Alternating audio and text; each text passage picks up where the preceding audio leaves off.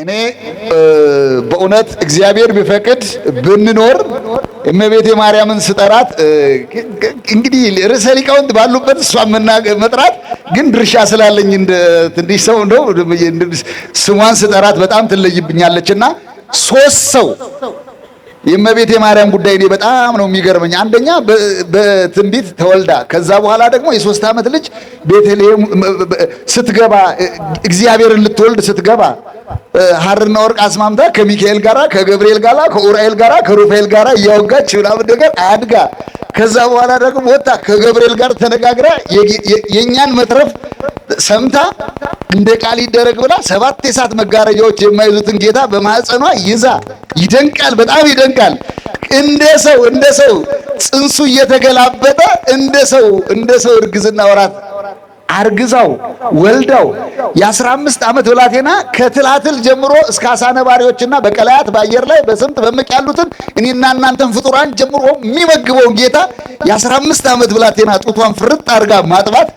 ምን አይነት ፍጥረት ናት ግን ማርያም! እንደው በእውነት ፍጡር መሆኗ በራሱ እኮ ለኔ ይደንቀኛል። እስኪ እልል ብላችሁ አመስግኑልኝ ማርያምን። እኔ ማርያም የሚለው ብቻ ስም መጽሐፍ ቅዱስ ላይ ምዕራፍ 1 የሆነ ቁጥር 9 ምናምን የሚባለው ነገር እኔ ያስፈልገዋል ብዬ እኔ አላምንም። እንደግሌ ማርያምን ስተት ካለበት ያርሙታል፣ ችግር የለውም። ለመንገዴ ፋና እንዳልጠፋምናለሁ ልጅነኝና አባትህን ጠይቅ ስለሚለን ቃሉ ብንጠይቃቸው ቅዱሳኑ ሁሉ ስላንቺ ነገሩን ክብር ታምራችን ለአዳም ዘር በሙሉ አማላጆች ለነፍሴ ነፍሷ ነሽ ለመንገዴ ፋና እንዳልጠፋምናለሁ ያንቺ ልጅ ነኝና ለነፍሴ ነፍሷ ነሽ ለመንገዴ ፋና እንዳልጠፋምናለሁ ያንቺ ልጅ ነኝና ጎርጎርዮስና ሊቁ ዮሐንስ አትናቴዎስና ሊቁ ባስልዮስ አባ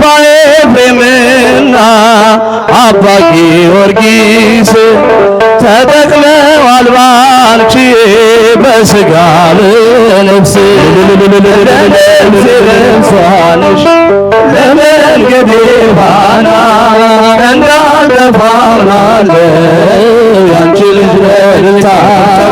ለነፍሴ ነፍሷ ነሽ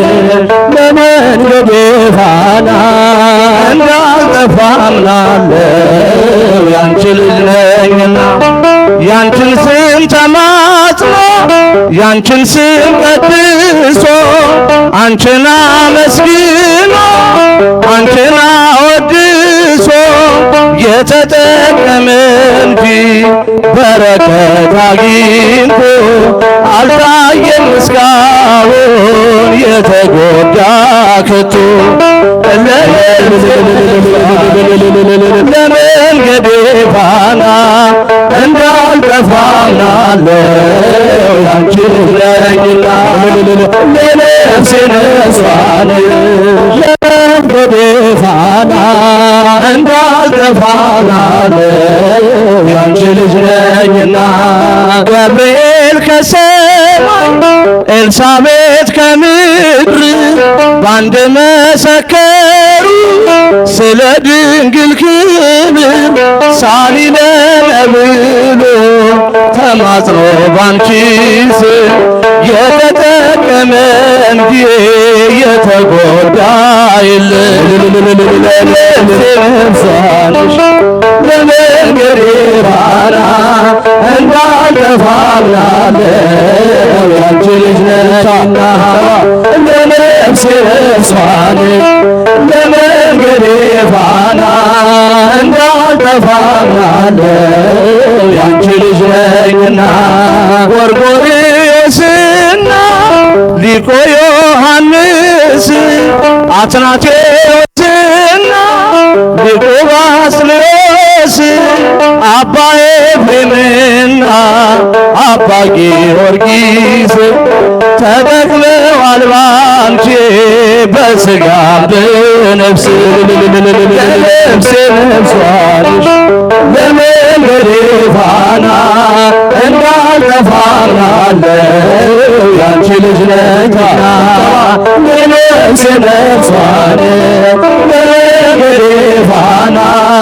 እንዳልጠፋላለሁ ያንቺ ልጅ ነኝና ፍቅሯ ይብዛልን።